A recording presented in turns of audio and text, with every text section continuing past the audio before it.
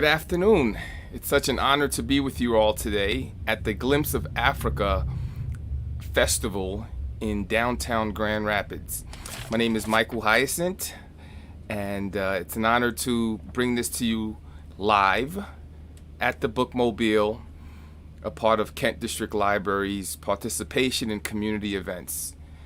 Today I will have the honor to speak to 9 authors sharing their experiences about their lives in Africa and how it impacts all of us today. Our first author that we will be bringing in is Mr. Kizito Kalima. And Mr. Kizito, how are you, sir? I'm good, man. How are you? I am well. It's good to be with you, and I just had the opportunity to take a brief glimpse of your book. What a very powerful book. And the name of the book is My Forgiveness, My Justice. Can you please share a little bit about yourself and what inspired you to write this book? Oh, thank you so much, Mike. I appreciate it. Thanks for the opportunity. Yes, my name is Kizito Kalima, and from Rwanda, East Central Africa. And if you're familiar with Rwanda, we had what we call the genocide against Tutsi in 1994. So I was a teenager, I was a young man in high school. And I went through the genocide, so I lost my entire family, and I almost lost my life. So I was left to die in ditch dead bodies.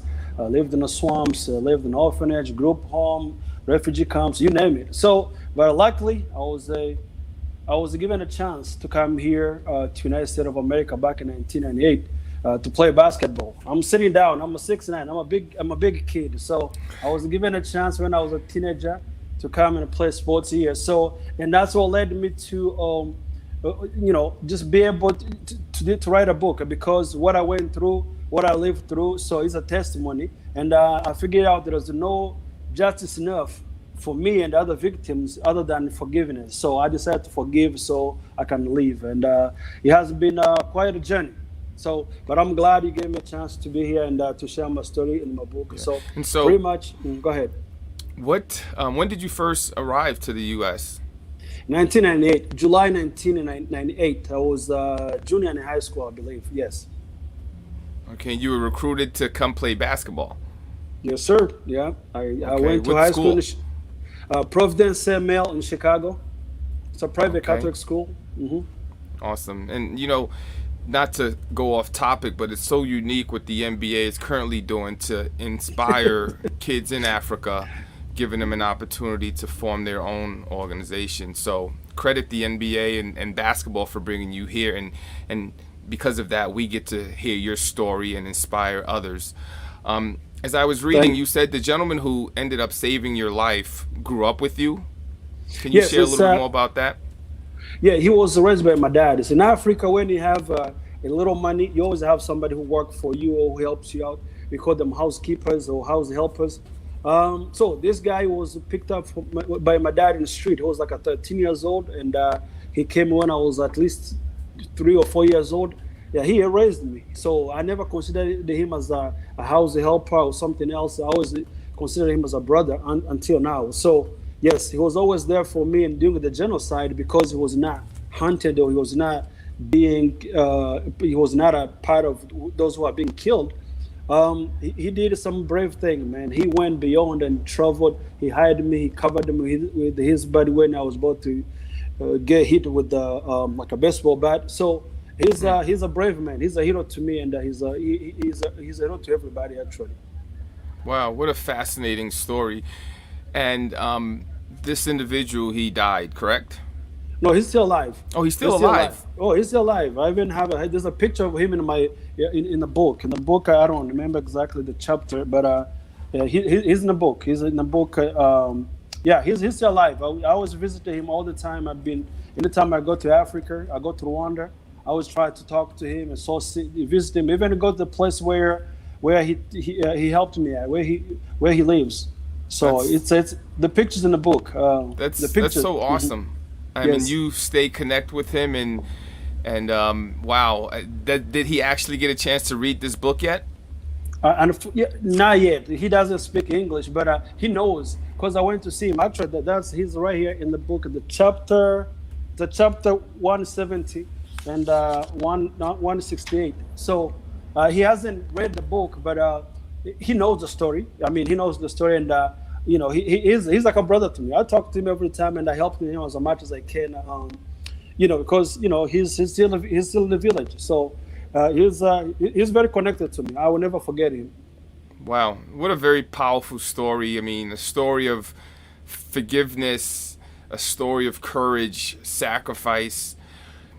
It's really interesting because your story is what many of us blacks are currently living in the United States. How, because of the current social injustices that we're seeing, how do we learn from you in recognizing that forgiveness, but recognizing that we need to somehow come together in order to truly heal? Would you please share with us any advice you can give?